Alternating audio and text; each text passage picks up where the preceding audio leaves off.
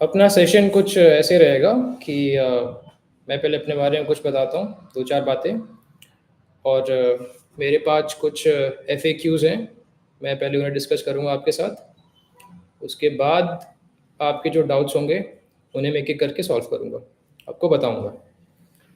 तो चलिए स्टार्ट करते हैं। जी, जी। So, myself Ankit, I've secured All India Rank 121 in UPSC CAPF Assistant Commandant exam of 2023, and recently I've been allotted ITBP as my force, and I belong to Jhajjar district of Haryana. I live in Delhi with my parents. I did my schooling from various Ami public schools. Class 12th I did from APS Dholakwa. After that, I did BSc Maths Honours from Dayal Singh College of University of Delhi. I finished my graduation in 2021. आपको motivation कहाँ से मिलती है? हाँ जी, हाँ जी, उस पे आएँगे। पहले मैं अपना कुछ बातें बता लेता हूँ आपको, ताकि आप मुझे जान जाएँ कि मैं कौन हूँ। तो जैसा कि मैं बता रहा था कि मैंने 2021 में अपनी ग्रेजुएशन ख़त्म करी। उसके बाद मैंने एनडीए वग़ैरह देना 2018 में, जब मैं क्लास 12th में था, तभी से मैंने स्टार्ट कर दिया था। हालाँकि मैं एसएसबी क्लियर नहीं कर पा रहा था। सेम सीडीएस और एफकैट में भी हुआ, जब मैंने रिटर्न दिया मैं 3rd ईयर से ही, लेकिन मैं एसएसबी क्लियर नहीं कर पाता था। फिर 1 साल, that is 2022 onwards, I switched my preparation towards UPSC civil services, क्योंकि मैं डिफेंस सर्विसेज में अपने पेपर तो निकाल लेता था रिटन, लेकिन एसएसबी हो नहीं पाता था। तो it all drew back to zero once again. तो I was starting from scratch again and again after 6 months. So it was leading me nowhere. तो मैंने सोचा कि एक बैकअप अगर अच्छा मैं बना लूँ, तो मेरे ऊपर कुछ प्रेशर भी नहीं रहेगा। तो फिर मैंने 2022 में UPSC full fledged preparation start करी। मैंने कहीं से भी कोचिंग वगैरह तो नहीं ली, हालाँकि मैं खुद सेल्फ प्रिपरेशन करता था। मेरे कुछ एक सीनियर्स थे, जिन्होंने मेरी काफ़ी हेल्प करी, जो कि सेलेक्टेड थे पहले से ही और जो खुद तैयारी भी कर रहे थे। उसके बाद पहले मैंने सिविल्स की ही प्रिपरेशन स्टार्ट करी थी, लेकिन फिर मुझे सीएपीएफ करके कोई एग्ज़ाम है, ये मुझे सीनियर से पता लगा। और जब मैंने सिलेबस इसका मैच करा, तो मुझे पता लगा कि prelims of civil services and paper 1 of CAPF AC exam are almost similar. So if you're preparing for any exam of these two, so it will help you in other exam as well. फिर 2022 का attempt तो मैंने ऐसे ही दे दिया था, just for sake of giving it, and मैं 3 number से चूक गया था पेपर 1 में।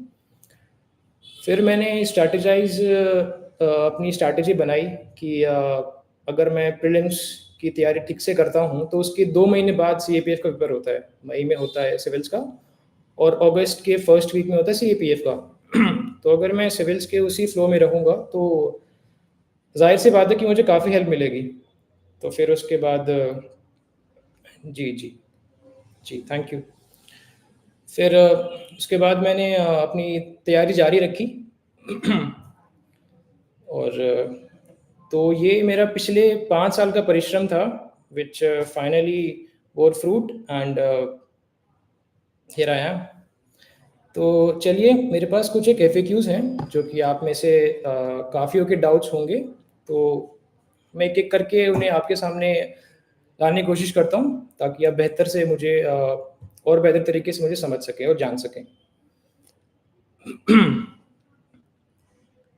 एंड तो चलिए स्टार्ट करते हैं। And I'll also like to thank UPSC Time for giving me a platform where all I can engage with you all and share my thoughts with you. So, thank you. Uh, आपके success का credit आप किसे देते हैं? देखिए, list में नाम तो मेरा आया है अंकित, लेकिन इसके पीछे बहुत सारे लोगों का परिश्रम और उनकी ब्लेसिंग्स हैं, starting with my family. My family never pressurised me in any way to prepare for any kind of service. they just told me frankly कि whatever you want to do, we are there with you. And then my sister, she stood like a pillar. My friends, various friends, they also helped me through thick and thin. My seniors as well. सो ये पूरी मेरी सफलता का श्रेय मेरे दोस्तों, मेरे मेरे माता-पिता, मेरी बहन और मेरे रिलेटिव्स सभी को जाता है। उन सब की वजह से ही मैं जो हूँ, उनकी वजह से ही हूँ। आपने पेपर 1 की तैयारी कैसे करी? हाँ, ये काफ़ी लोग मुझसे पूछते हैं। तो पेपर 1 जैसे मैंने आपको बोला कि मैं सिविल्स का तैयारी कर ही रहा था, तो मैंने अपना जब सिलेबस देखा सीएपीएफ का, पहली बात मैं आपको बता दूँ कि अगर आप किसी भी पेपर की तैयारी कर रहे हैं, तो आपको सिलेबस देखना सबसे ज़्यादा ज़रूरी है, सिलेबस को समझना, ठीक है? पहली बात मैं सबको यही बोलता हूँ कि आप सिलेबस को याद कीजिए। आप जब आँख बंद करते हैं, तो आपको सिलेबस आपके सामने दिख जाना चाहिए कि ये सिलेबस है इस एग्ज़ाम का। हम ये सोचते हैं कि अगर मैं इसकी तैयारी करूँगा तो वो हो ही जाएगा एग्ज़ाम, दूसरा एग्ज़ाम। नहीं, ऐसा नहीं होता है। आज के टाइम पे कॉम्पिटिशन काफ़ी ज़्यादा है और आपको एग्ज़ाम स्पेसिफ़िक ही पढ़ना पड़ेगा, तभी you will be able to make it, otherwise you won't stand a chance because competition is very tough. Everybody have, these resources available with them. So everybody is preparing.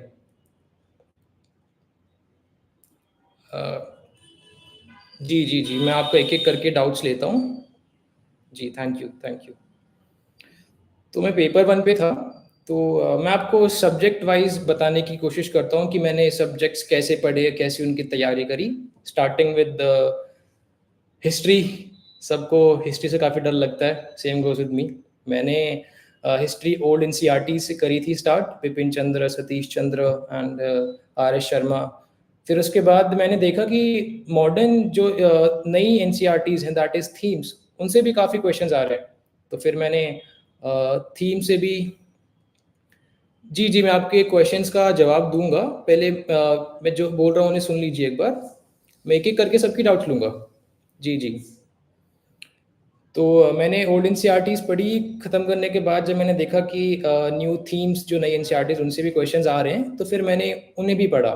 Specially उनके जो वो छोटे-छोटे boxes होते हैं, short notes type, मतलब उसमें जो कुछ एक स्पेसिफिक इन्फॉर्मेशन, कुछ एक टर्म को डिफाइन करते हैं, ठीक है? या फिर कोई एक पैराग्राफ है, पैराग्राफ में कोई एक टर्म है अलग से, वो उनसे क्वेश्चंस काफ़ी बन रहे थे।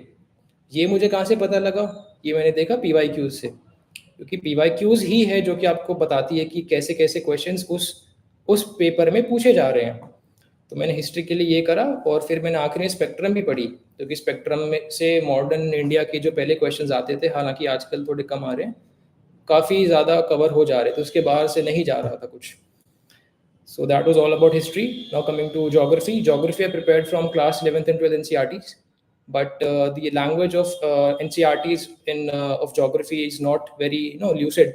A layman will not be able to understand the terms which are mentioned there.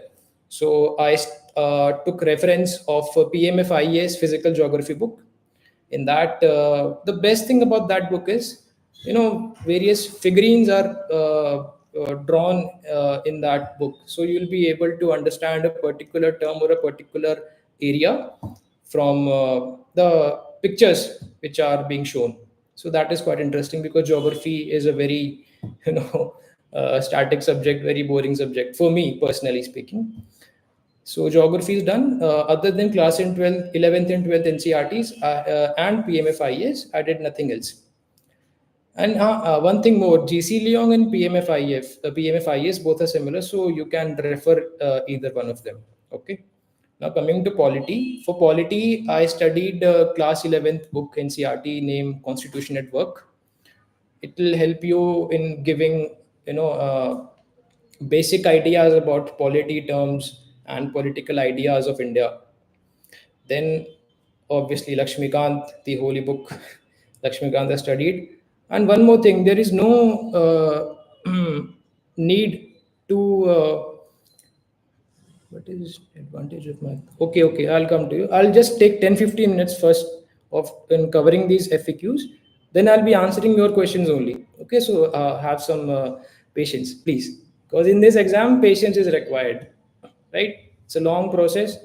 I gave this exam in August 2023. and it's been almost an year, more than a year, and I'm here only, not been to academy. So patience. Please have some patience. So I was there in Polity, Lakshmikant. I was telling that there is no need to make notes of Lakshmikant. Lakshmikant is a notes, is a itself is a note, so you don't have to prepare separate notes for it. You can underline if you feel a need for it. And polity is done. Science, I did science from ninth and 10th NCRTs.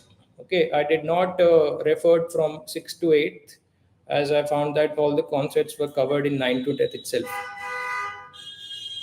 जी, तो मैंने 9वीं और 10वीं कक्षा की science को पढ़ा था, NCERT किताबों को पढ़ा था, और मुझे लगा कि उससे मेरे सारे क्वेश्चन सॉल्व हो जा रहे थे। ठीक है, कॉन्सेप्ट्स वही थे। साइंस हो गया, अब बचा एनवायरनमेंट। एनवायरनमेंट के लिए मैंने जो क्लास 12th की बायो बुक होती है एनसीईआरटी, उसके आखिरी के 4 चैप्टर्स पढ़े थे। और जैसा कि आपको मैंने पहले बताया कि मैं सिविल्स की तैयारी भी कर रहा था, तो मैंने पीएमएफआईएस की एनवायरनमेंट की किताब आती है, वो भी मैंने पढ़ी थी। उसमें जो नॉर्मल कॉन्सेप्ट्स होते हैं, आपको इजीली आपको उसमें आप पढ़ सकते हो। ठीक है, तो एनवायरनमेंट ये हो गया। जी जी जी, बिल्कुल बिल्कुल, जैसा मैंने आपको ये भी बुक लिस्ट वगैरह बताई है, तो पेपर 1 की तैयारी मैंने ऐसे करी जी। पेपर सर, पेपर 2 की तैयारी, पेपर 2 के लिए मैंने डेली आंसर राइटिंग करना स्टार्ट करा। पेपर 2 के लिए मैं आपको एक बात ज़रूर बताना चाहूँगा। सबसे बड़ी दिक्कत बच्चों को ये आती है कि वो लिखते नहीं हैं। उन्हें डर लगता है कि मैं बुरा लिखूँगा। मेरे खुद के दोस्त, जो कि मुझे उनकी कैपेबिलिटी, उनके कैलिबर का पता है, वो इसलिए रुके इस पेपर में, सीएपीएफ में, इस साल वाले में, क्योंकि उन्होंने पेपर 2 प्रैक्टिस नहीं करा बिल्कुल भी। उन्हें डर लगता था कि मैं बुरा लिखूँगा। अरे लिखना स्टार्ट तो कीजिए आप।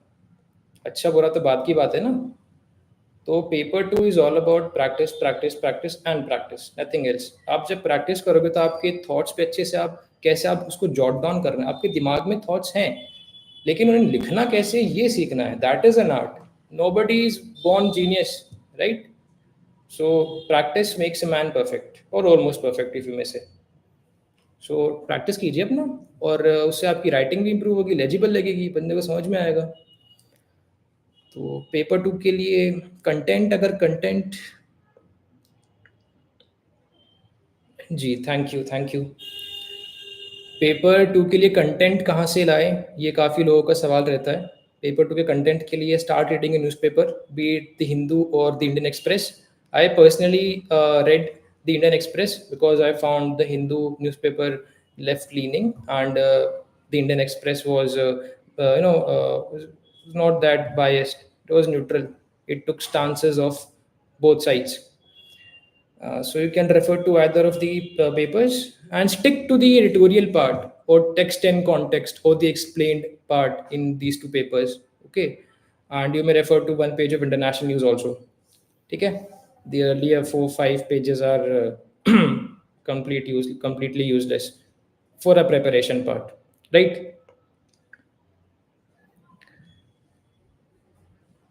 ठीक है, पेपर 1 पेपर 2 हो गया। अब सर आपने पीईटी और पीएचडी की तैयारी कैसे करी? पीईटी के लिए मुझे अलग से कुछ, जी जी, पीईटी के लिए मुझे अलग से कुछ करना नहीं पड़ा। All thanks to my father. I used to regularly learn, run, and was physically fit.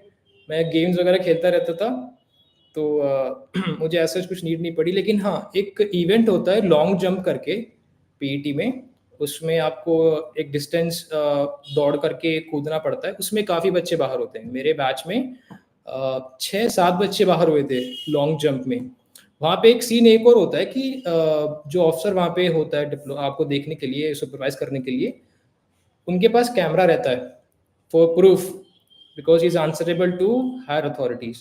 तो he can not show any leniency towards you.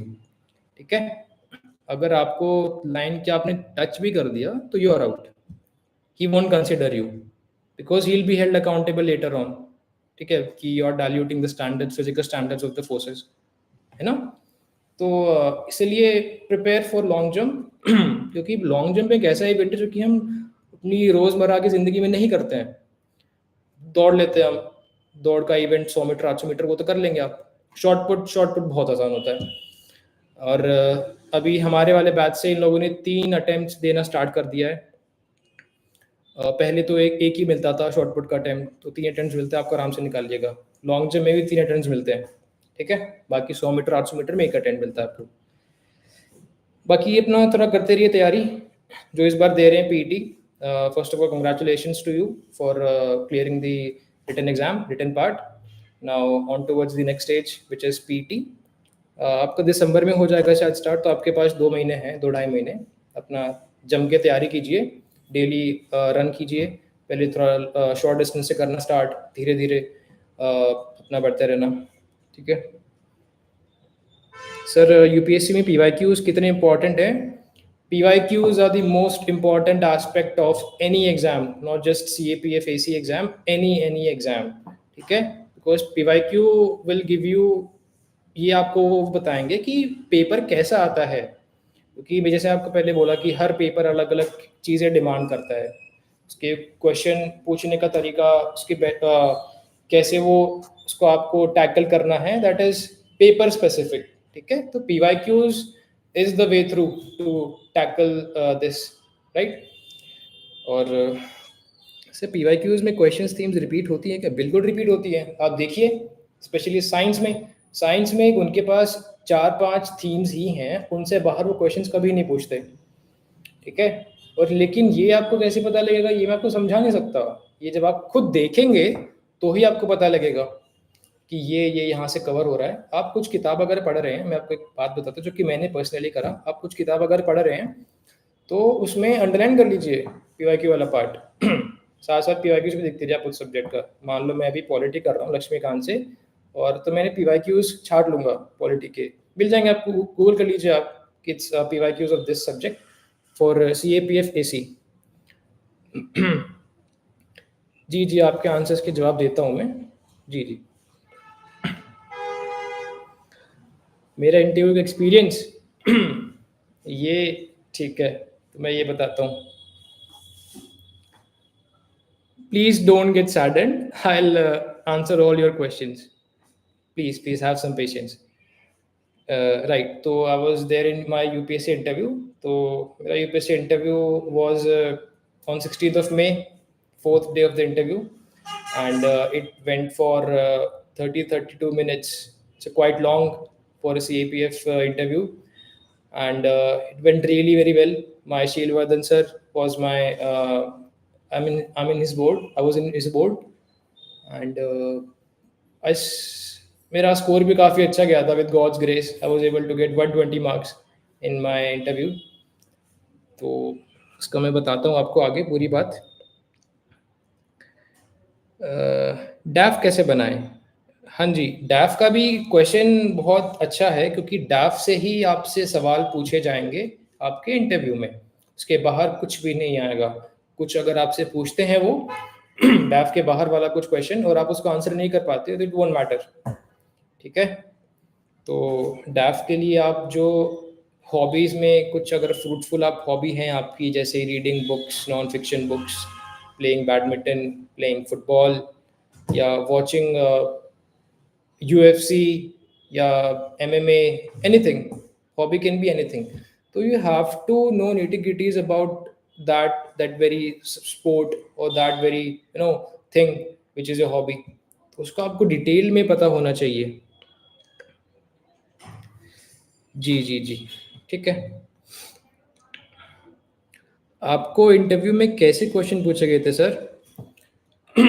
तो जैसे कि मैंने बताया कि मेरा इंटरव्यू थोड़ा सा लंबा चला था। Started with chairman asking me questions. So उन्होंने मुझसे जाते ही पूछा कि व्हाट इज़ योर हॉबी, तो आई टोल्ड हिम कि reading non fiction books. So he started with the last book you read. मैंने कहा कि it was a book on China which I read last. So he told me to give me a brief about that book. I gave him. I spoke for around 1.5 2 minutes, right? हाँ जी हाँ जी, I'm sharing that very only. फिर I gave him all. I told him everything about that book, I spoke for 1.5 to 2 minutes. Then he asked me कि what are 5 fingers of China, Ankit? मुझे पता था, लेकिन suddenly I don't know what happened, I blacked out. मैंने कहा sir, so sorry sir, I couldn't recall sir. बोलता नहीं नहीं ऐसे कैसे, मुझे पता है कि you know it, just think about it for a moment and then answer.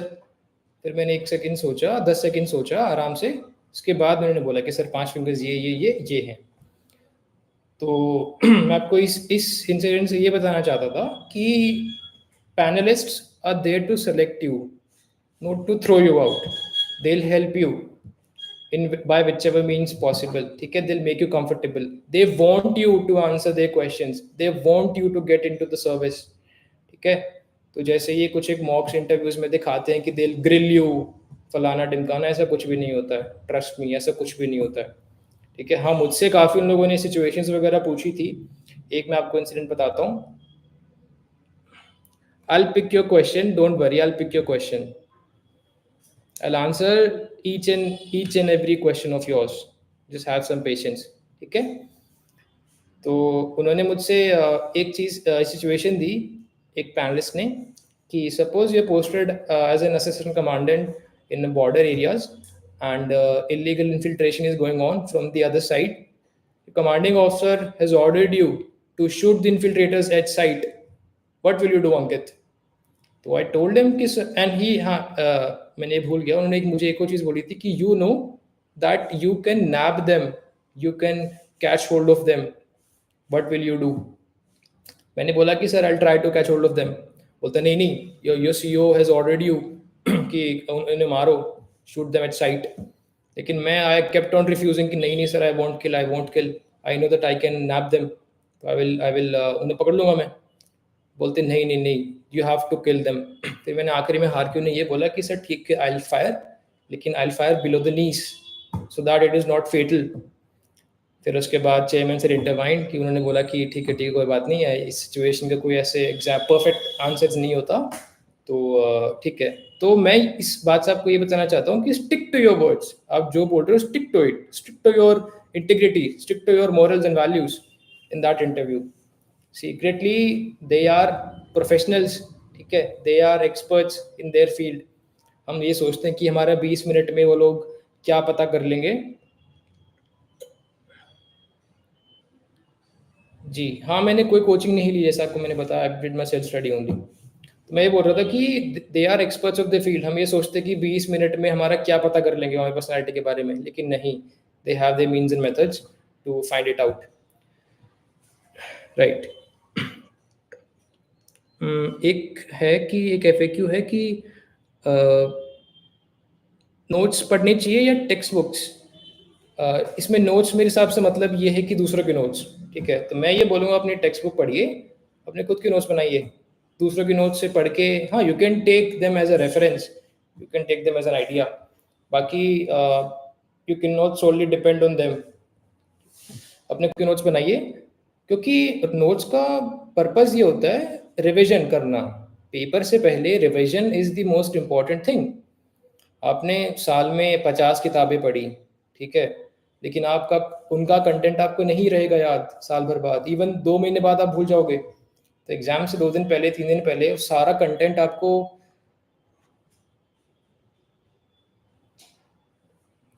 नहीं नहीं, मैं अभी किसी के क्वेश्चंस का आंसर नहीं कर रहा हूँ। मैं अभी जो मेरे पास एफएक्यूज हैं, जो कि मुझे पता है कि आप सब लोग पूछ रहे हो, मैं उनके जवाब दे रहा हूँ। और मुझे उम्मीद है कि इन सवालों के ज़रिए काफ़ी लोगों की डाउट के क्लियर हो जाएंगी, ठीक है? जी जी, मैं बताता हूँ आपको इस मैनेजमेंट के बारे में। तो हाँ, तो मैं ये बोल रहा था कि पेपर से पहले रिवीजन करना सबसे ज़रूरी काम है। साल भर आपने क्या पढ़ाई की है, क्या पढ़ा है, कुछ मैटर नहीं करता। अगर आपने उन पिछले 3 दिनों में पेपर से रिवीजन अगर नहीं करा हो, आपको याद नहीं रहेगा। एंड ट्रस्ट मी, सबसे फ्रस्ट्रेटिंग चीज़ पता है क्या होती है? कि आपके सामने एक क्वेश्चन है, उसके 4 ऑप्शंस हैं, आपको पता है 4 ऑप्शंस के बारे में, लेकिन सही आंसर नहीं पता आपको। आपको लगेगा कि यार ये मैंने पढ़ रखा है, ये पढ़ रखा है, ये पढ़ रखा है, ये पढ़ रखा है, ये मैंने कहीं सुना लग रहा है, कहीं देखा लग रहा है, ठीक है? तो वो फीलिंग सबसे फ्रस्ट्रेटिंग होती है, knowing the answer still you are not able to recall that perfectly or correctly, है ना? तो इस सिचुएशन में आप ना फंसो तो ही अच्छा रहेगा। इसीलिए रिवीजन करना ज़रूरी है। रिवीजन के लिए notes notes are very handy. आपने उठाए 10 मिनट में 15 मिनट में पढ़ लिए, ख़त्म। एक बुक पढ़ लिया आपने, एक बुक के बराबर नोट्स बना रखे थे आपने। 5 पेजेस 6 पेजेस ऐसे करके पढ़ लिया आपने, एक बुक ख़त्म फटाफट। जी जी जी, ठीक है।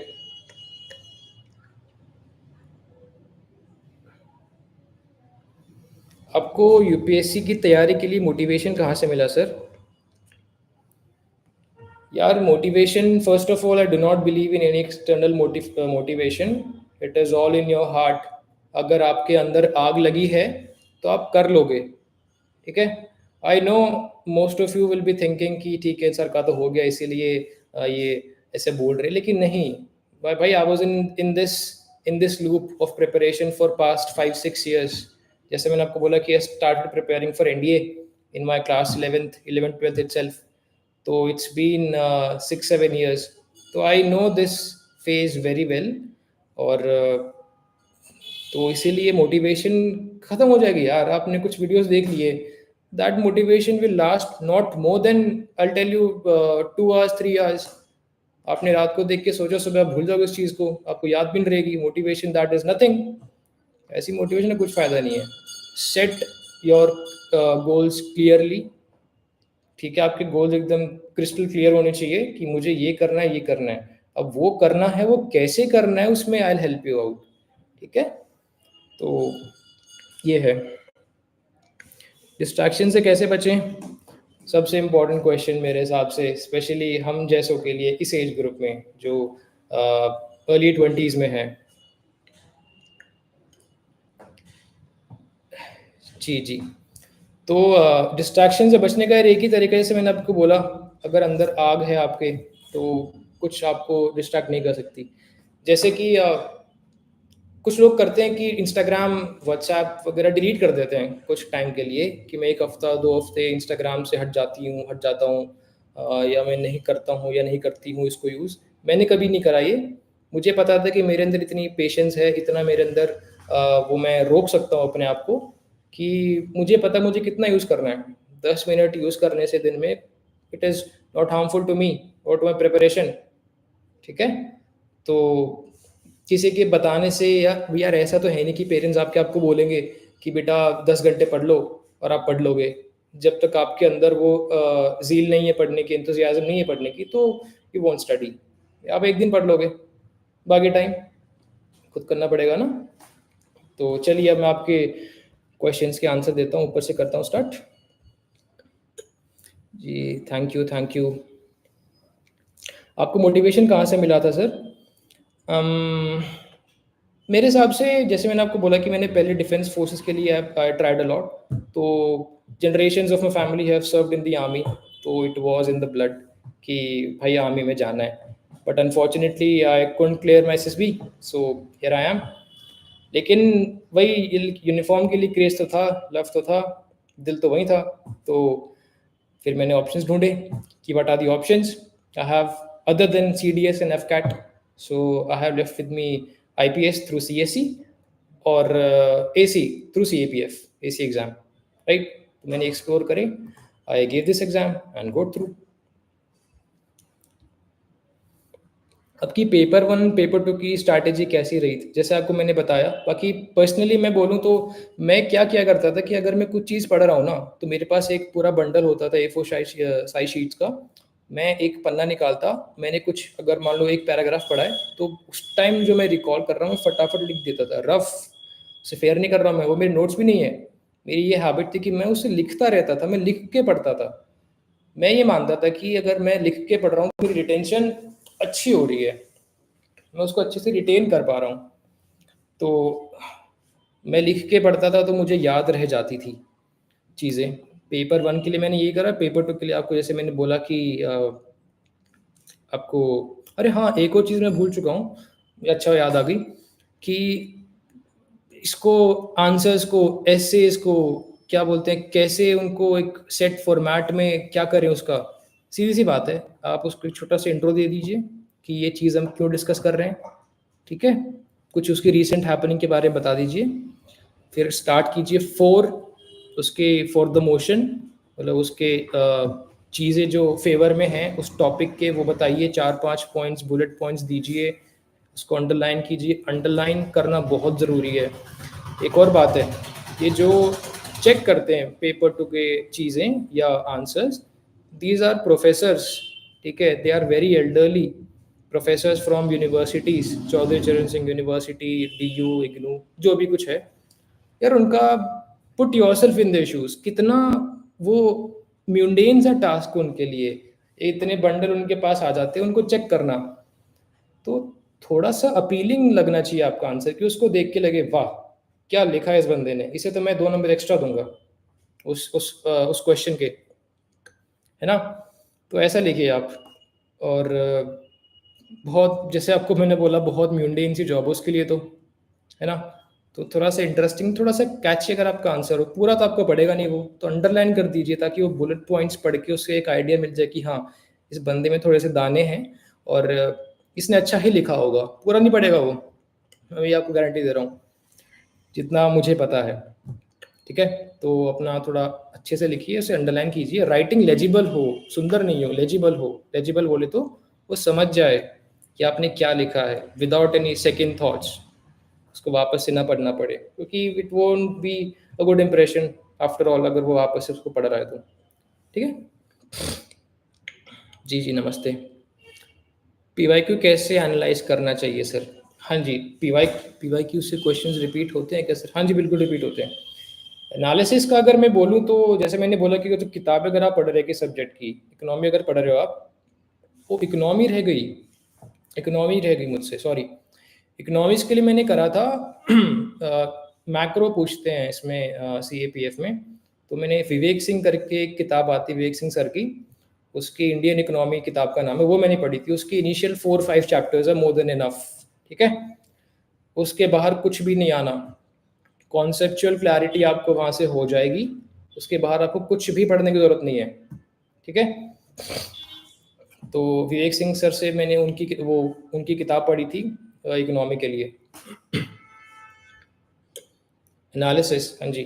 तो कुछ ही, अगर आप जैसे विवेक सिंह की अगर मैं किताब पढ़ रहा हूँ, तो मैं उसके पीवाईक्यूज़ उठाऊँगा पहले, इकोनॉमी के, गूगल कर लूँगा मैं, उस सब्जेक्ट के पीवाईक्यूज़ मेरे पास आ जाएँगे। फिर मैं देखूँगा कि ये जो क्वेश्चन है वो किस टॉपिक से है। तो मुझे पता लगेगा कि एक पर्टिकुलर टॉपिक से कम 8, 10, 12, 14 ऐसे क्वेश्चंस आ रहे हैं, एक ही टॉपिक से, और ऐसे 4-5 टॉपिक्स ही हैं बस, किसी भी सब्जेक्ट में, अदर देन हिस्ट्री। हिस्ट्री का तो बहुत ही वेग है, ठीक है? उस पे ज़्यादा माथा मारना इज़ नॉट फ्रूटफुल, ठीक है? तो आपको ये पता लगेगा कि एक पर्टिकुलर टॉपिक से कितने सारे क्वेश्चंस पूछे जा रहे हैं। इससे क्या पता लग रहा है इन टर्न? इससे ये पता लग रहा है कि उस टॉपिक की महत्वता कितनी है। How important is that topic for this very exam, है ना? तो जस्ट स्टडी इट, उस हिसाब से उसको प्रायोरिटाइज़ कीजिए आप। अगर इस टॉपिक से ज़्यादा क्वेश्चंस पूछे जा रहे हैं तो I will study it, I will revise it again and again, कि मुझे ये तो करना ही करना है। कुछ बच्चे ये भी करते हैं कि वो सोचते हैं कि मैं कुछ छोड़ देता हूँ, मैथ्स छोड़ देता हूँ। भाई क्यों छोड़ देता हूँ? आपके अगर मान लो उससे कम से कम 5-6 क्वेश्चंस या किसी भी सब्जेक्ट में मिनिमम 5-6 क्वेश्चंस छूट गए आपके, 5-6 क्वेश्चंस, कितनी बड़ी बात है भई। एक नंबर से मैंने देखा है लोगों को रहते हुए पेपर 1 में। वो कहाँ बंदा पीटी दे रहा होता, कहाँ वापस से तैयारी कर रहा है ना? तो छोड़ना कुछ नहीं है, सब कुछ पढ़ना है, सब कुछ पढ़ना है, ठीक है? Can a below average student clear UPSC? What is your opinion? Bhai, how can you say that you are below average first of all? Huh? Answer me that. Just because आपके 10th में 12th में अच्छे number नहीं आए, you are below average? No. अगर जैसे मैंने आपको बोला, अगर आपके अंदर आग है तो below average, average, above average सब बराबर हैं, वहीं कर जाए कवर। कितने बच्चे, कितने एग्जाम्पल्स हैं जिनके ग्रेजुएशन में, 12th में, 10th में कम नंबर आए, लेकिन पहले अटेम्प्ट में, दूसरे अटेम्प्ट में, तीसरे अटेम्प्ट में पेपर निकाल लिया। पेपर सीएपीएफ का, पेपर सिविल्स का, बहुत अच्छे पेपर हैं, जो अच्छे लेवल के पेपर हैं, इनसे ऊपर तो क्या ही है।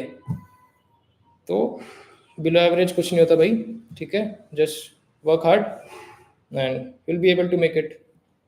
पेपर ही तो है, क्या निकाल लेंगे भाई, थोड़ा पढ़ लेंगे ज़्यादा और। पी वाई क्यूज़ हो गया। आप ऑनलाइन कोचिंग किए या ऑफलाइन कोचिंग? या मैंने कोई कोचिंग नहीं की, जैसे मैंने बताया मैंने सेल्फ स्टडी करी थी, ठीक है। हाँ, एक चीज़ थी, मैंने करंट अफेयर्स के लिए गवर्नमेंट एग्ज़ाम फंडा करके थे, उसकी मैगज़ीन ली थी for current affairs. So they give you one pointers, ऐसे पॉइंटर्स आपको देते हैं, उसमें of of various subjects, international relations के अलग, स्पोर्ट्स के अलग, नेशनल के अलग, डिफेंस के अलग। और ट्रस्ट मी, वहाँ से काफ़ी क्वेश्चंस क्लिक करते हैं, ठीक है। Not just this very magazine, you can refer to any other magazine. काफ़ी आजकल तो काफ़ी ग्रुप्स हैं यूट्यूब पे, टेलीग्राम पे, जहाँ पे आपको मिल जाते हैं, क्योंकि अपनी खुद की मैगजीन निकालते हैं। बाकी विजन की मैगजीन तो है ही, मंथली मैगजीन, आप उनके नोट्स बना सकते हैं फॉर करंट अफेयर्स, ठीक है। Good evening, good evening. Without coaching select हो सकते हैं? जी, जिसके सेशन में आप हैं वो बिना कोचिंग के सेलेक्ट हुआ है। Thank you, thank you. Online course तो लिया होगा, हाँ, जैसे मैंने बोला कि मैंने मैगजीन के लिए देखा था, जो ये थी करंट अफेयर्स की मैगजीन, इसके लिए मैंने देखा था, तो ऑनलाइन कोर्स बस मैंने वही लिया था। जी, मैं एक और बात बोलना चाहूँगा कि जब मैंने प्रिपरेशन स्टार्ट करी थी फॉर माय पर्सनैलिटी टेस्ट, जिन्हें हम इंटरव्यू भी बोलते हैं, तो चौधरी सर, उनके थ्रू मैं टेलीग्राम पे उनसे कनेक्ट हुआ था, दोस्तों के through. They he help me a lot, ठीक है। That that person gives you life lessons कि आपको कैसे एक अच्छी ज़िंदगी आप जी सकते हो। अगर आप एक अच्छे इंसान बन गए तो personality test is just a teeny tiny part of it, ठीक है।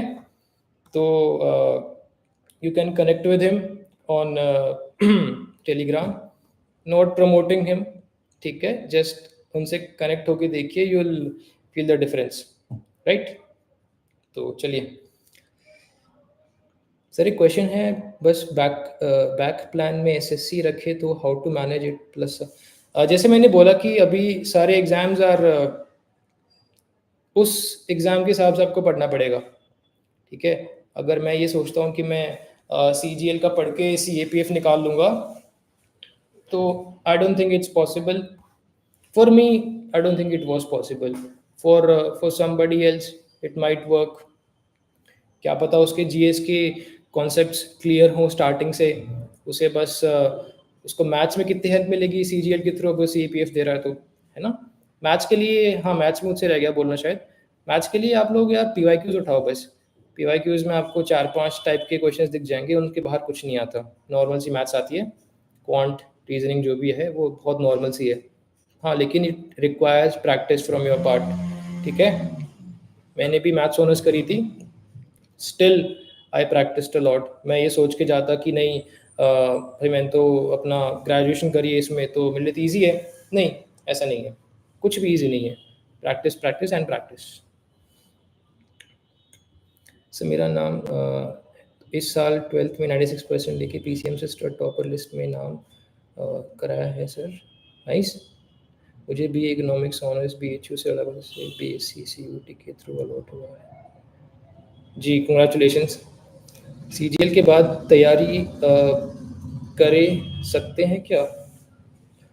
बिल्कुल कर सकते हैं, जैसे अभी मैंने कहा। और आजकल तो शायद सीजीएल का सिलेबस थोड़ा सा चेंज हो गया, वहाँ पे जीएस वगैरह काफ़ी पूछ रहे हैं, तो यहाँ पे काफ़ी उसको हेल्प मिलेगी। लेकिन स्टिल मैं भी यही बोलूँगा कि आप किसी एक एग्ज़ाम के लिए फ़ोकस करिए, उसमें 1 डेढ़ 2 साल लगाइए। आपको लग रहा है कि हाँ, मैं रिज़ल्ट के क्लोज़ आ रहा हूँ, तो और टाइम लगाइए। लग रहा है कि नहीं, मैं काफ़ी मार्जिन से रह रहा हूँ, फिर उसे छोड़ दीजिए आई से, क्योंकि there is no you know reason to waste your prime years of life for an exam which you believe you won't be able to crack, ठीक है, at least in the near future. कोई मतलब नहीं है।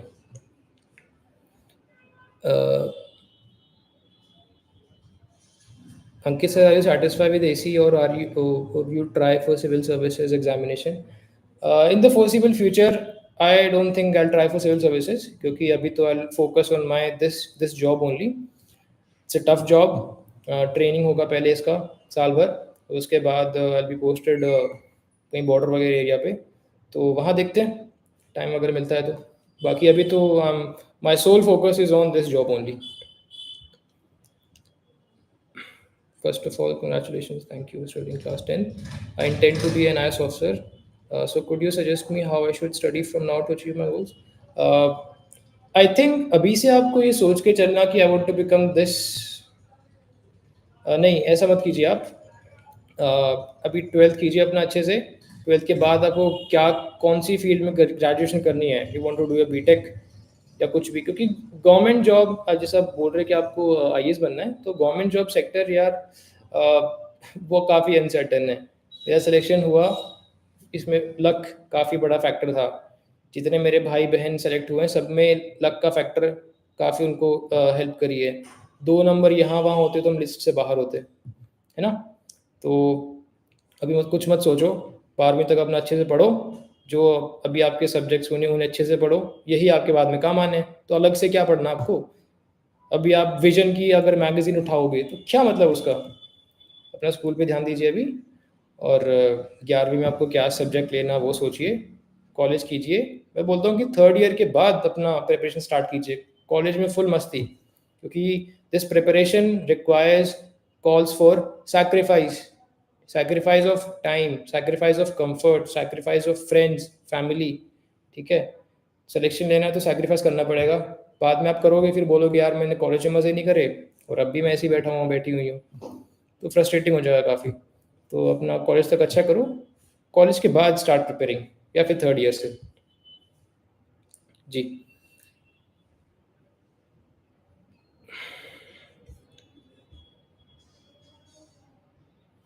ओके। यार आप BA economics honours BHU से और इलाहाबाद यूनिवर्सिटी से कर रहे हो, हाँ कर सकते हो, आप बिल्कुल कर सकते हो अगर आपको यूपीएससी की तैयारी करनी है तो। देखिए सर, क्या सर मैं बीएचयू पे बी सोशल साइंस फैकल्टी से इकोनॉमिक्स ऑनर्स करके यूपीएससी क्वालिफाई कर सकती हूँ? बिल्कुल कर सकती हो आप, नो डाउट। ये बिल्कुल आप अपना एक ऑप्शनल भी ले सकते हो इकोनॉमिक्स बाद में आने के बाद सिविल्स में, काफ़ी आपको हेल्प करेगी। इंटरव्यू हिंदी में होता है क्या? नहीं, ऐसा कुछ वो सेट नहीं है। मैंने मेरे जो बैचमेट्स हैं, काफ़ी उन्होंने मेंशन किया था कि वो हिंदी ही प्रेफ़र करेंगे या हिंदी में उन्होंने हिंदी साहित्य की पढ़ाई करी है। तो ज़ाहिर-सी बात है कि उनका इंटरव्यू हिंदी में होना चाहिए। लेकिन interviewer asked them questions in English, उनसे इंग्लिश में क्वेश्चन पूछा गया, तो उन्होंने इंग्लिश में आंसर करा, तो उनका फिर आगे का पूरा इंटरव्यू इंग्लिश में चला। वहीं ऑन द अदर हैंड काफ़ी मेरे फ्रेंड्स हैं जिन्होंने सब कुछ इंग्लिश में था, they did their schooling from convent school, graduation English में करा उन लोगों ने, स्टिल उनसे हिंदी में क्वेश्चन पूछा गया, उन्होंने हिंदी में जवाब दिया, तो उनका पूरा इंटरव्यू हिंदी में चला। कुछ ऐसे सेट स्टैंडर्ड नहीं है, इंग्लिश हिंदी किसी में चल सकता है। ठीक है।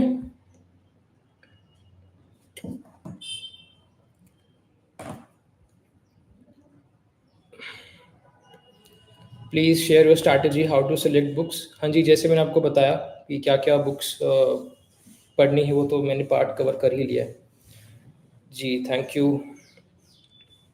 आपका इंटरव्यू एक्सपीरियंस कैसा था सर? जैसे आपको मैंने बोला कि अ, इंटरव्यू मेरा काफ़ी अच्छा हुआ था। उन्होंने जो मुझसे क्वेश्चंस पूछे I was able to answer mostly almost all of them. एक मुझसे क्वेश्चन उन लोगों ने पूछा कि अ हॉकी ज़्यादा फेमस क्यों नहीं है क्रिकेट से?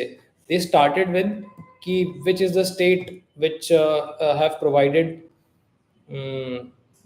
Most hockey players to a national team. मैंने कहा पंजाब, यस। तो मुझसे इसका काउंटर क्वेश्चन इसको और उससे और पूछा कि क्रिकेट ज़्यादा फेमस क्यों है पंजाब में रादर देन हॉकी आज के स्टेट में, आज के टाइम पे।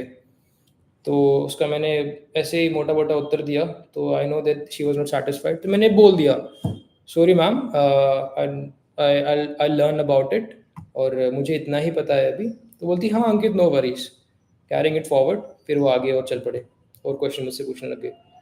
तो bottom line is, if you don't know an answer, just say sorry ma'am और sir, I will learn about it and move forward rather than bluffing it, बेमतलब में उसको खींचना। वो अंदर से हंस रहे हैं ये आपका आंसर सुन के, आई एम टेलिंग यू कि ये बंदा सामने के मेरे झूठ बोल रहा है। आई एम 60 years old, इसके पापा की उम्र की हूँ मैं, इसके पापा की उम्र का हूँ मैं, इसकी मम्मी की उम्र की हूँ मैं, अभी he is lying in front of my face, on my face. तो डोंट डू दिस थिंग कि जितना आपको पता है उतना ही बोलिए।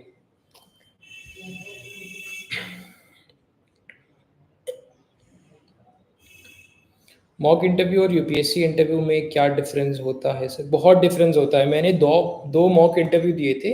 एक मैंने दृष्टि में दिया था और एक मैंने खान ग्लोबल स्टडीज़ जो खान सर की उसमें दिया था। दोनों ने मुझे बहुत हेल्प करी। जो मैंने गलतियाँ वहाँ पे करी, बेसिक गलतियाँ, the way I was sitting, the way I was conveying my thoughts, थोड़ा धीरे थोड़ा स्लो, ऐसी बातें। कुछ वर्ड्स जैसे यू नो मैं काफ़ी यूज़ कर रहा था, तो मैंने इंटरव्यू में रियल इंटरव्यू में थोड़ा सा कॉन्शियस हुआ मैं कि मुझे ये नहीं यूज़ करना है। It help me a lot. ऐसी बातें मैंने दो मॉक इंटरव्यूज़ दिए थे। और एक बेसिक डिफरेंस ये होता है कि मॉक इंटरव्यूज़ में they try to grill you, है ना? और रियल इंटरव्यू में इसका एग्जैक्ट अपोजिट होता है। They want answers coming out of your mouth, they will make you comfortable. थोड़ा क्लोज सेटअप होता है वहाँ पे, ऐसे राउंड टेबल टाइप होता है। ऐसे चार होते panellists in C A P F, civils में पांच होते हैं।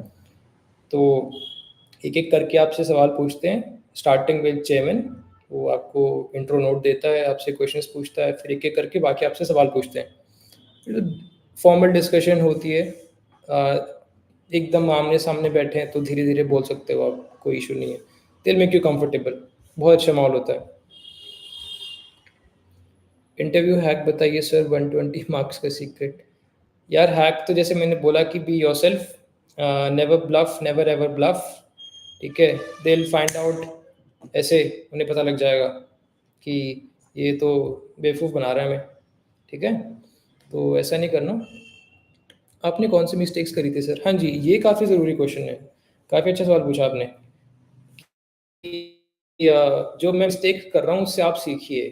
ठीक है, मुझे किसी ने काफ़ी अच्छी बात बताई थी कि लर्न फ्रॉम अदर्स मिस्टेक्स। ठीक है, खुद की ठोकर खा के तो सब सीखते ही हैं। बाकियों ने उनकी गलतियों से सीखो ताकि आप वो रिपीट ना करो। तो मैंने ये करा था कि मैंने अपने जो 22 वाला दिया था अटेम्प्ट, उस वो मैंने ऐसे ही दे दिया था बस, बिना कुछ पढ़े-वढ़े। तो ये काम बिल्कुल मत कीजिए। अगर आपको ये पेपर निकालना है तो अच्छे से पढ़ना ही पड़ेगा। ठीक है? और अपनी स्ट्रैटेजी अच्छे से बनाइए, टाइम टेबल बनाइए। एक मैं आपको चीज़ बताता हूँ, मेरे पास एक ऐप थी, फोकस टू डू करके एक ऐप है प्ले स्टोर पे। उसमें आपका दिन का जो होता है शेड्यूल, दिन में आप कितना पढ़ रहे हो, उसे आप बैठ रहे हो तो ऑन कर लीजिए, उठ रहे हो तो ऑफ कर दीजिए। तो आपके दिन के कितने स्टडी आवर्स निकले इफेक्टिव, नेट, वो आपको पता लग जाएँगे। ठीक है? आप उसमें अपने ग्रुप बन जाता है, वहाँ पे आप दोस्तों को भी ऐड कर सकते हैं। ठीक है? तो एक हेल्दी कॉम्पिटिशन रहेगा। ठीक है? कि मैं इतना पढ़ा हूँ, नेक्स्ट वीक इतना पढ़ूँगा, वीकली टारगेट्स आप सेट कर सकते हैं अपने लिए, 50 आवर्स ऐसा करके। मैं जैसे 6 से 8 घंटे ऐसे पढ़ता था डेली ऑन एन एवरेज। कभी-कभी 1 दिन, 2 दिन जोश चढ़ जाता हफ्ते में, तो उस दिन 10-11 घंटे हो जाते थे। लेकिन दैट जोश वोंट लास्ट लॉन्ग। ठीक है? 6-8 घंटे का is a fair enough study hours. ठीक है? तो अपने इतना टारगेट कीजिए आप 6 से 8 घंटे का, मतलब 50 hours a week basically I am saying. ठीक है? What is the advantage of math? Math का एडवांटेज तो यार ऐसा कुछ नहीं है। अ, ठीक है, इनका तो आंसर मैं कर दिया। Thank you, thank you.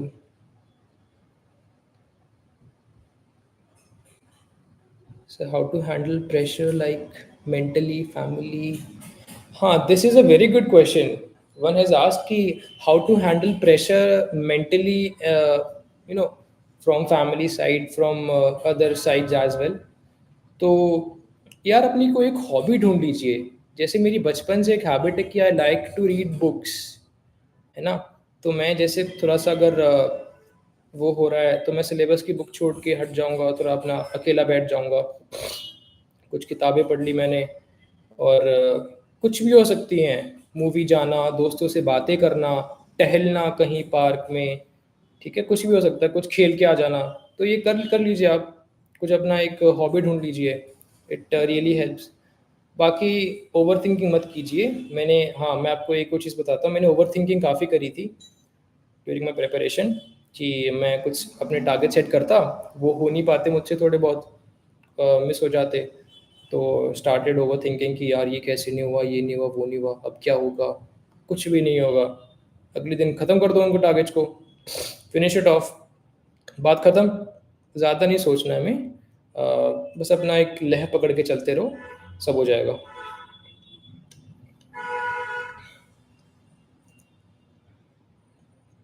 Interview experience तो मैंने बता दिया है।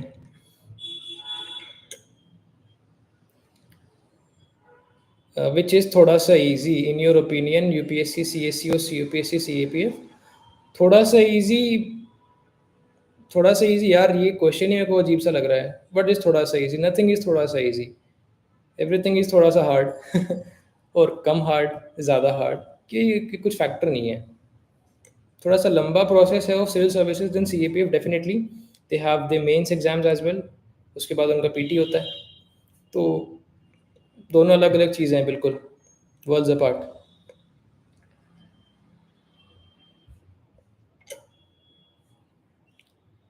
Should we have backup plan? बिल्कुल, you should have backup plan, क्योंकि मेरा primary aim was to get into defence forces. हाँ, मैं रिटर्न निकाल लेता था, एसएसबी सर पर वापस आ जाता था, कॉन्फ्रेंस आउट होके, स्क्रीन आउट होके, है ना? मुझे बैकअप प्लान चाहिए था, बैकअप वाज यूपीएससी। तो मैंने इसमें अपना अच्छे से फोकस करना स्टार्ट करा।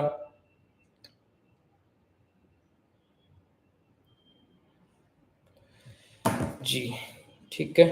तो बैकअप ज़रूरी है, क्योंकि यार काफ़ी फैक्टर्स लग के आपकी सिलेक्शन होती है। एक सेट कोई फैक्टर नहीं है कि मैं पढ़ लूँ और मैं निकल जाऊँगा, नहीं।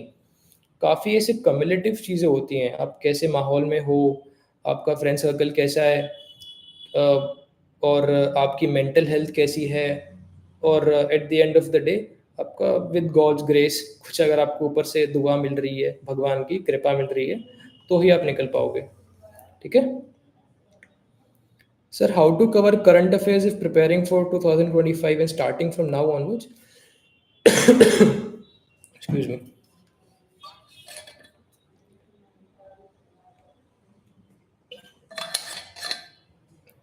तो जैसा मैंने बोला कि करंट अफेयर्स के लिए मैंने वो लिए थे उनके नोट्स, गवर्नमेंट एग्जाम फंडा के। आप और भी कर सकते हो, आप विजन की भी मैगजीन पढ़ सकते हो आप, लेकिन वो इट्स वेरी इंफॉर्मेशन रिच, उसमें काफ़ी इंफॉर्मेशन है। अपने नोट्स बना लीजिए मंथ वाइज, एक मंथली मैगजीन उठाइए, उसमें सब्जेक्ट वाइज चीज़ें होती हैं, polity and governance, economics and international affairs, ऐसे करके उसमें नोट्स बना लीजिए, उसकी हेडिंग लिख लीजिए ताकि आपको बाद में याद आ जाए, ठीक है? पेपर टू के लिए एक और चीज़ मुझसे शायद दिमाग से निकल गई, वो ये था कि 4-5 यार कोट्स मगअप कर लीजिए, और वो ऐसे कोट्स की एवरग्रीन, किसी भी टॉपिक पे चिपका दो उनको, है ना? काफ़ी अच्छा आपका इंप्रेशन पड़ेगा लिखने से पहले। 4-5 कर लो याद कोट्स, जो कि आप लिख सके उसमें पेपर एग्ज़ाम में, और यही है। आपकी रिवीजन स्ट्रैटेजी कैसी रहती थी सर? जैसे मैंने बोला कि मैं नोट्स बना लेता था अपने किताबों के, अंडरलाइन भी कर लेता था। तो मेरा मतलब मोटो ये था, मेरा एम ये था कि मुझे पेपर से 2-3 दिन पहले तक सब कुछ ख़त्म कर देना है, रिवीजन पूरा कर देना है हर बुक का। मैं पूरी किताब इतनी मोटी उठा के नहीं पढ़ पाऊँगा, है ना?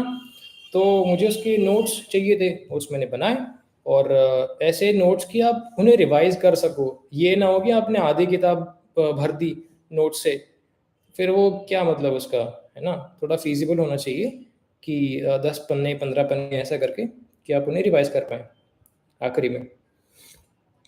Is there any specific criteria for graduation for CAPF? No, there is no specific criteria for graduation. My batchmates, they are BTechs as well. They are from BSc honors, they are from BA, they are from normal BSc program. Nothing matters. Okay, what matters is your hard work and your perseverance. Medieval and ancient के लिए कौन से sources को refer कर सकते हैं? जैसे मैंने आपको बोला कि मैंने I started with old NCERTs, उनसे काफ़ी क्वेश्चंस आते हैं स्टिल, और मैंने थीम्स भी पढ़ी थी दोनों, थीम्स 1 2, ठीक है। 3 के लिए तो मैंने फिर स्पेक्ट्रम करी थी मॉडर्न।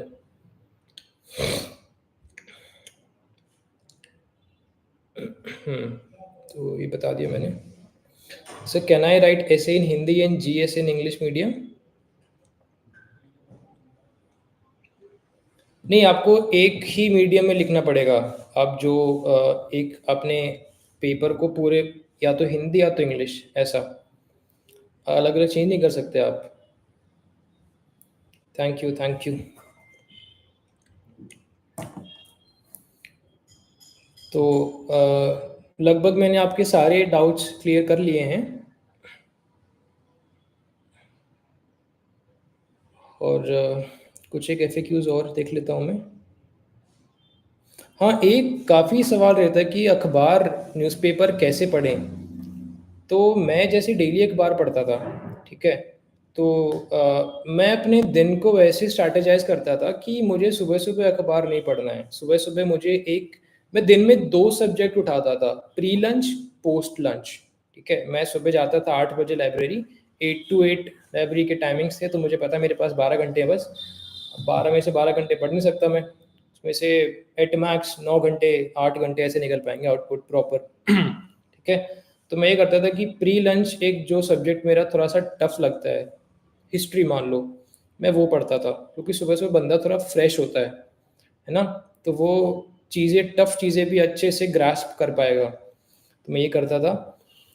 फिर जब मैं ऊपर आके थोड़ा-सा रेस्ट करता था, तब I used to read newspaper, ठीक है?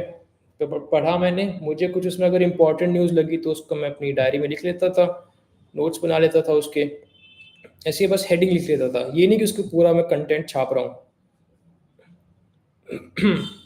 ठीक है? तो ये, और जैसा आपको मैंने पहले बोला था कि स्टार्टिंग के 4-5 पन्ने जस्ट टियर देम ऑफ ऐसे सुपरफिशियली बता रहा हूँ, वो पढ़ने की बिल्कुल ज़रूरत नहीं है, ठीक है? टेक्स्ट एंड कॉन्टेक्स्ट या एक्सप्लेन्ड, ये जो आते हैं एडिटोरियल्स, और इंटरनेशनल पार्ट, वो देख लो। स्पोर्ट्स को एक बार ऐसे ग्लांस कर लो बस, ठीक है? और यही है बस पेपर का तो। So will you have peer group during preparation time or you alone preparing for this exam? यार अकेले तैयारी करना बहुत मुश्किल होता है, और मेरे हिसाब से पॉसिबल भी नहीं है ऐसे एग्ज़ाम्स के लिए, क्योंकि ये एग्ज़ाम टाइम सीक करते हैं, काफ़ी टाइम लेते हैं, ठीक है? तो इतना लंबे समय के लिए आप दोस्तों से दूर हो, उनसे बात भी नहीं कर रहे हो, तो आई don't think it will work. उनसे ऐसे रेगुलरली मिलते रहिए, और जैसे मैं लाइब्रेरी जाता था, तो वहाँ मैंने 2-3 बंदे ऐसे छाँट रखे थे, मेरे फ्रेंड्स छाँट रखे थे, जो लग रहा है कि हाँ, मुझ जैसी तैयारी कर रहे हैं, थोड़ा पढ़ रहे हैं, तो मैं उनसे बातें करता था थोड़ी। खैर मैं पढ़ाई की बातें उनसे कम ही करता था, क्योंकि ऊपर आके उनसे मैं बातें कर रहा हूँ रेस्ट के टाइम पे, तो थोड़ा-सा हँस लिए, थोड़े खेल लिए, कुछ ऐसी बातें कर ली, तो यही था, ताकि थोड़ा-सा ईज़ ऑफ हो जाए माइंड, है ना? अब मैं नीचे पढ़ाई कर रहा हूँ, ऊपर पढ़ाई की बातें करता था, तो वो कुछ मतलब नहीं रहेगा इसका, है ना? How to self evaluate the answers of paper 2? Paper 2 के लिए यार पहले तो लिखना स्टार्ट कीजिए आप। पेपर 2 के लिए लिखना स्टार्ट करना ही सबसे बड़ा टास्क है। लोग लिखना स्टार्ट ही नहीं करते हैं। आप लिखिए और धीरे-धीरे आपको खुद ही पता लगेगा, क्योंकि आपके पास नॉलेज है। उसे लिखना कैसे, वो तरीका आपको over a period of time ही पता लगेगा, है ना? धीरे-धीरे आप खुद देखोगे चेंज, कि आप कैसे अ, आपका फ़ॉर्मेट जो है सुधर रहा है, आप पहले चीज़ें क्या लिख रहे हो, बाद में क्या लिख रहे हो, बीच में क्या लिख रहे हो, वो धीरे-धीरे आपको प्रैक्टिस करके पता लग जाएँगी। और जैसे अभी तो मेरी अकेडमी जाने में टाइम है, तो मैं अपना इंस्टाग्राम या वो इंस्टाग्राम आपको दे दूँगा, इस पे मेंशन कर दूँगा, तो you can ask your queries और एनीथिंग देयर एज़ वेल। और बाकी तो मैं तब तक आपको हेल्प करता रहूँगा। आई विल बी ऑनर्ड कि अगर मेरी तरफ मेरी हेल्प की वजह से किसी एक बच्चे का भी अगर पेपर निकलता है तो वो अच्छा रहेगा। Sir I am from village, not good environment but I want to clear. See यहीं आपका जज्बा निकल के आएगा, ठीक है। आधे अफसर आप तैयारी में ही बन जाओगे भाई। आप अगर थोड़ा टफ एनवायरनमेंट में रह रहे हो जहाँ पे चीज़ें are not that you know comfortable, you are not that privileged, तो ठीक है अपना पढ़ते रहिए और नेगेटिव लोगों से थोड़ा सा दूर रहिए क्योंकि they hinder you, they pull you back, ठीक है। तो अपना एक धुन पकड़े पकड़े रहिए और चलते रहिए अपना। Sir will I rely on online source? हाँ जी बिल्कुल, बिल्कुल। ऑनलाइन में तो यार कितनी सारी चीज़ें हैं, आपको 75 सोर्सेज मिल जाएंगे पढ़ने के लिए। उसमें से अपना एक कीजिए। Good evening. तो अपना एक एक करके उसको पढ़ते रहिए और यही है। YouTube, Telegram, online course. YouTube पे you can refer this all India rank one of 2021 Himanshu Vats sir. उन्होंने काफ़ी वीडियोस बना रखे हैं यूट्यूब पे भी, तो you can go and you know look into his strategy as well. उनसे आप दो बातें और सीख पाएंगे उनसे एक्स्ट्रा, तो वो भी काफ़ी हेल्प मिलेगी आपको। बाकी टेलीग्राम पे भी दो तीन ग्रुप्स हैं, आप मुझे इंस्टाग्राम पे मुझसे कर सकते हैं कनेक्ट। मैं आपको ग्रुप्स वगैरह भेज दूंगा वहाँ पर, क्योंकि थोड़े ठीक से लोग हैं वही उस पर ग्रुप के पास हैं, तो काफ़ी इंटेलेक्चुअल बातें वहाँ पे होती हैं। तो ऐसे कर सकते हैं। बाकी मेरे हिसाब से सबकी क्वेरीज हो चुकी हैं पूरी, और घंटा भर हो गया है, तब सेशन थोड़ा सा म्यूंडेन लग जाएगा सभी लोगों को। तो ख़त्म करते हैं अब। और एंड में यार मैं यही बोलना चाहूँगा कि पेपर ही है, कोई ऐसी बड़ी बात नहीं है, ठीक है। Don't let your life suffer because of this, okay. And अपना पढ़ते रहिए, थोड़ा एंजॉय भी करते रहिए। ये नहीं कि मैं 12 घंटे दिन में पढ़ रहा हूँ, वो पॉसिबल भी नहीं है। मुझे नहीं पता है कौन लोग ऐसा बोलते हैं कि 12 घंटे में एक साल तक पढ़ता रही। वो humanly that is not possible and not feasible as well, ठीक है। तो अपना पढ़ते रहिए। बाकी मैं हूँ यहाँ पर, जब तक आपको कुछ नीड हो I will be there to help you out. और अंकित गहलावत करके मेरा इंस्टाग्राम हैंडल है, तो you can search me there also, और I will help you in whatever means possible. And all the very best, and Jai Hind.